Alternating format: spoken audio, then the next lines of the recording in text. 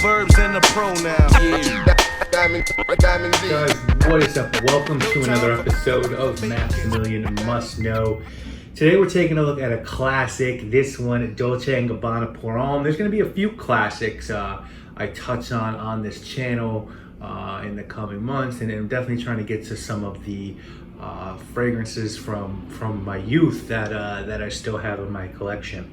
This is actually the second review I've done from this house. I reviewed the EDP of the one about a year ago and actually sold my EDT bottle because I got really shitty performance from it.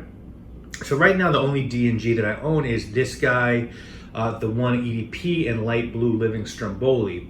What I'm interested in, that new light blue flanker, the Sun, is getting a lot of praise, and I want to check out some scents from the Velvet collection, Oud, Amber Sun, Incenso, the Vetiver one. I want to smell the one Royal Night.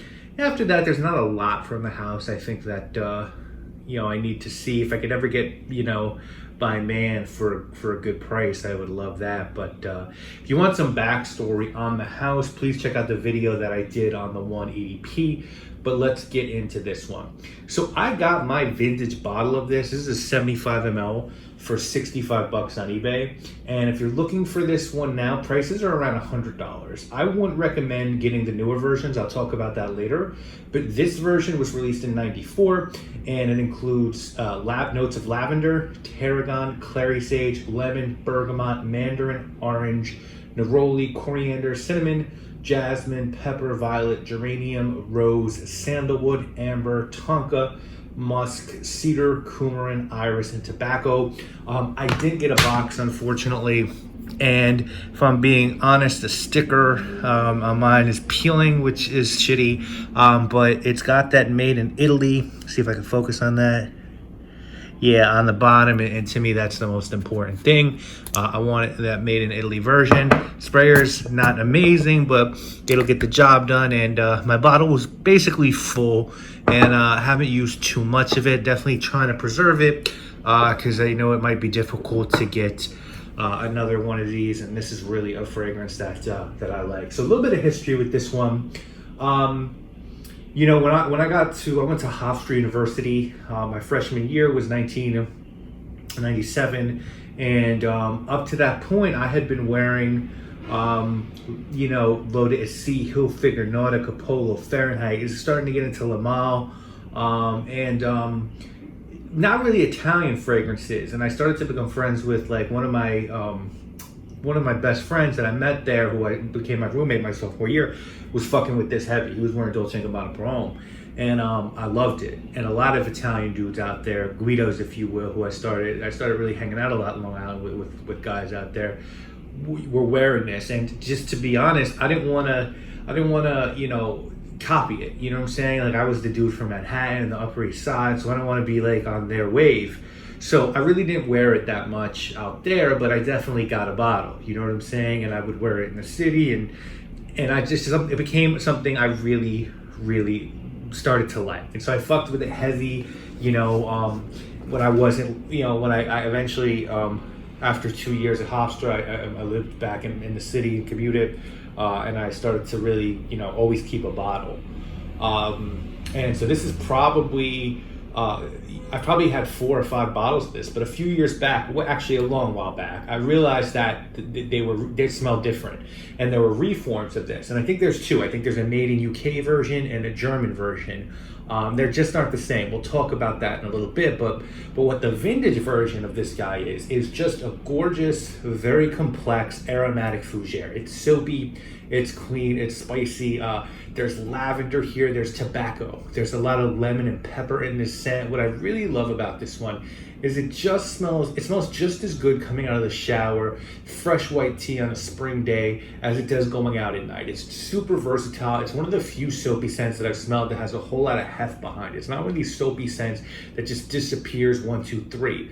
And as this dries down, you get tonka and some spicy clary sage. You get some sandalwood and cedar. It's super complex, dare I say, masterfully blended. And you're only really going to get that complex blend with this version of the scent. Very mature scent. Yeah, we all felt super comfortable rocking this in our late teens and early 20s. And I think that all comes down to how people carry themselves. But when I really think about this one, it's lavender, citrus, soft spices, and tobacco with more going on. But that's as simple as I could put it to you. And as I mentioned, this really performs well as well.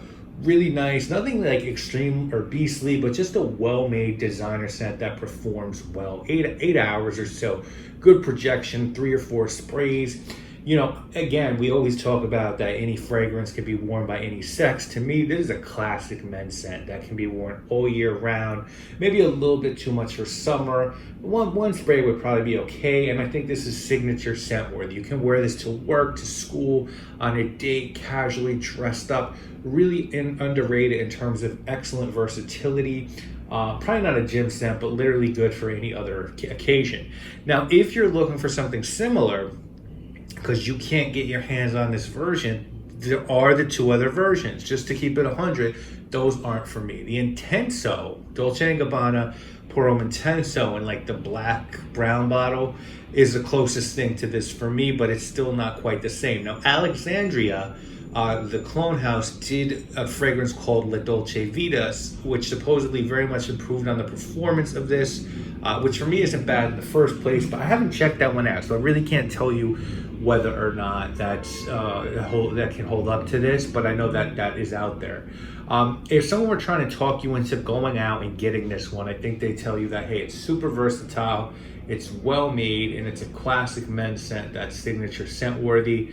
And I think on the flip side, if someone's trying to get you into skipping it, they'd say it's hard to find, it can be expensive, and maybe you can make do with the reform, the clone, or that intense version. Guys, for me, this is just, there's a classic fragrance, and I'm gonna give this an 8.5. And if the vintage were a little bit easier to find, this would be a 9. Just a wonderful, underrated designer scent that doesn't get any of the shine that it should. Even for me, to be honest with you, I sort of forget about this one from time to time, but it's just insanely clean and wearable. And for me in college, this is what my Guido team wore, and I feel like it aged wonderfully. So really good one in my eyes. Would love to hear from you guys. Like, what do you think on this one? About this one? Was I alone on this one? Were you guys rocking this heavy when it was new? And what do you think of the reforms versus the OG? Definitely drop a comment, let me know. And I'll get to some more scents like this definitely down the road. But again, thank you all so much for watching. I really do appreciate it. Drop a comment, drop a like. Don't no more jokes and games. I hope to claim I want boats and planes, ice ropes and chains. When it pours, it rains. So I'm weathering the storm. Been away for 3 joints and still better than the norm. Yo, I'm deep rooted. For this here, I be suited. I do it to you all night, girl, when I be booted. Find out.